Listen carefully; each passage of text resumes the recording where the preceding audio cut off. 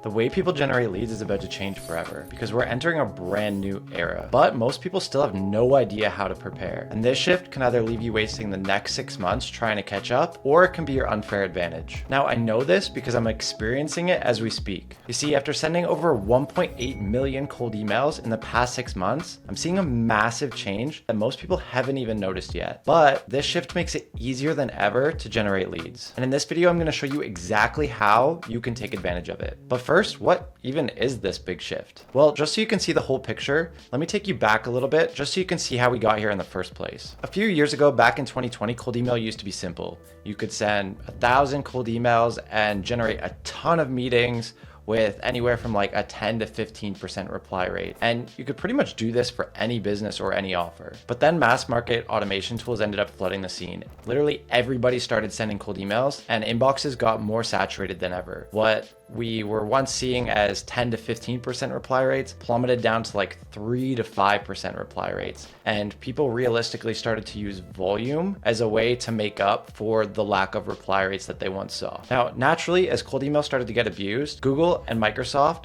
started to crack down hard. They started to enforce strict requirements for authentication, thresholds for spam complaints, and realistically, if you had one domain get burnt, your whole infrastructure went down. The problem here is that those with the big budgets ended up taking over the market. But now we're seeing this massive shift where it's almost the complete opposite. You see, the new volume required to get results kind of forced the big players to sophisticate and create these outbound infrastructures that allowed you to send a ton of volume for cheap. And now that we're flooded with so many of these tools, the only way for them to compete is on price, which means it's cheaper than ever to send a ton of emails. You see, where once you had to spend like $10 to $20 on a domain and anywhere from like $7 to $8 per inbox, you can now use providers like cheap inboxes, premium inboxes, Mailer, or Hypertide to get inboxes for as low as $2 to $3. And in some cases, you can even get domains for $2 to $3 as well. This took total monthly cost from, $1,000 to $1,500 in 2020 down to like $300 to $500 in 2025. You see, back in the day, results were amazing because nobody else was really using cold email in a sophisticated way. But now, as things get cheaper in 2025, the advantage is being able to send 10 times more than everybody else. But the thing is most people haven't actually realized this yet. And that's exactly why they're going to get left behind. Now, before I show you how to take advantage of this, I need to warn you about the wrong way to go about it, because I've seen too many people get this backwards and end up far worse off than they were in the first place. See, the wrong way about going about volume is thinking like, nice, great, I can send more emails to more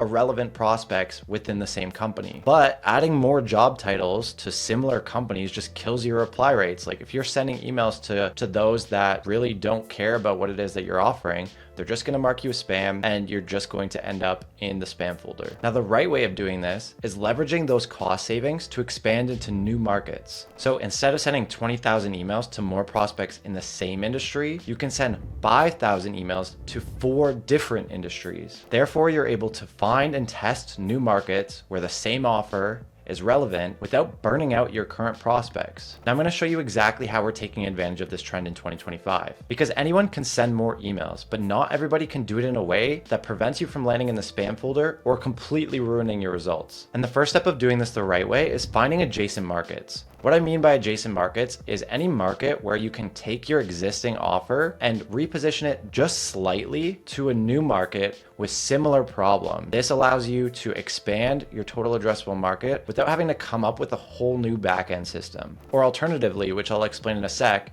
is finding a way to reposition your offer upstream or downstream in almost like a partnership capacity. So let me show you exactly what I mean. I have a client here that offers Amazon growth services. Essentially, they help D2C brands on Amazon grow or launch their products. Now, for anybody who's sending cold outreach, you know that the D2C space and the e-commerce space in general is just super saturated. So we were trying to find some ways to increase the volume of outreach that we're doing without just sending more to this saturated niche. So we jumped into ChatGPT here, as you can see, and we just simply asked which markets would be effective for a partnership offer.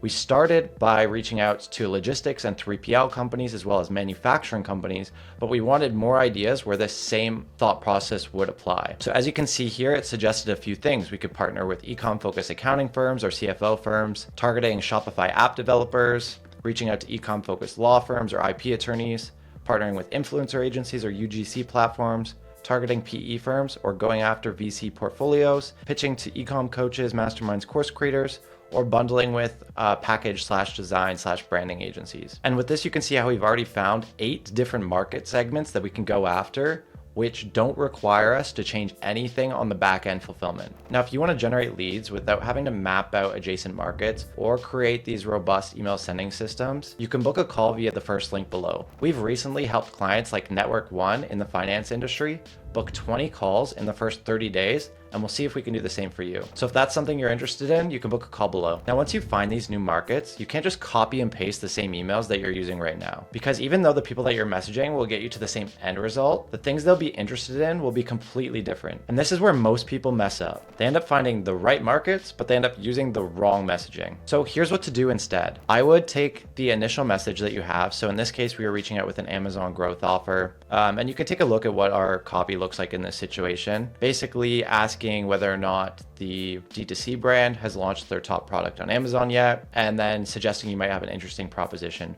We always use like a 2-step email framework here. And in the second email, we elaborate a little bit more on the offer. But again, if we reached out to, 3PL companies with this or manufacturing companies with this, they would be super confused, have no idea what we're saying, and probably mark us as spam. So what we did is reposition the offer using a similar style, but in a way that, makes these people excited. So for the 3PL partnership offer, it looked a little bit like this. So instead of asking them about whether or not their top product was on Amazon, we asked them if they had many clients in the Amazon space. If so, we might have an interesting partnership idea for them. And we kind of used this idea in both emails, but again, just kind of positioned it a little bit differently. And then in email 2, we jumped in saying that, we could send a percentage of every single client that they send our way and vice versa. Best part, the more we grow their brand, the more likely they'll need help from the 3PL company to fulfill.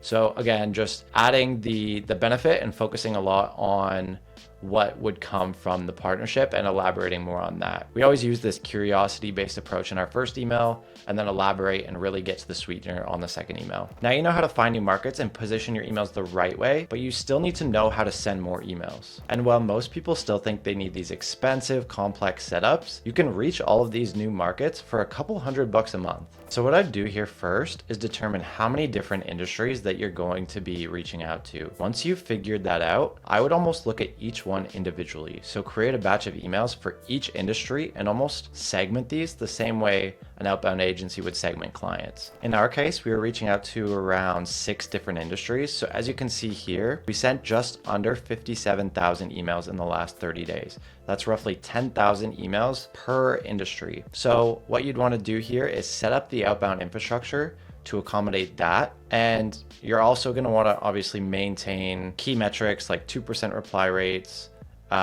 below 2% bounce rates, and then you really want to get your interested rate up as high as possible there. On the infrastructure side of things, you can see here we have just over 1,600 email accounts set up to accommodate this. And as you can see on the back end here, this is a combination of everything from mailer to cheap inboxes to Hypertide, to even some private inbox infrastructures that we've been using as well. And the key here to maintaining those 2+% reply rates and below 2% bounce rates is getting incredibly organized with your inboxes. It can get super overwhelming the more you add. So creating some sort of organization structure like we have here, which shows the type of inbox, the batch, and the date in which they were purchased is going to be super important when you start to implement things like rotation and just ensuring that you constantly have a fresh batch working within your campaigns. Again, you can kind of see how we keep everything to a really low sending volume per account, but then spread it out over a ton of accounts. This obviously helps with keeping spam complaints low, diversifying infrastructure so reputation isn't shared, and things like that. And then lastly, you're obviously going to want to focus a lot on warming. So, your traditional 2-week warming period for every set of inboxes, keeping it roughly at a 1.5 times rate. So if you're sending 5 emails per sending account to your cold audience, I'd be sending 1.5 times that in warm up, which obviously improves the sending reputation. So in the case of 5, we'd be sending 7 to warm up. And you can see that here. And then you're maintaining nice green warming scores throughout all of your sending accounts. Now at this point, you know exactly how to start sending more emails to take advantage of this new era. But what I didn't fully cover is how to write scripts that actually book calls. So if you want to see the emails that I wrote to book 42 calls in a single month, watch this video and I'll see you there.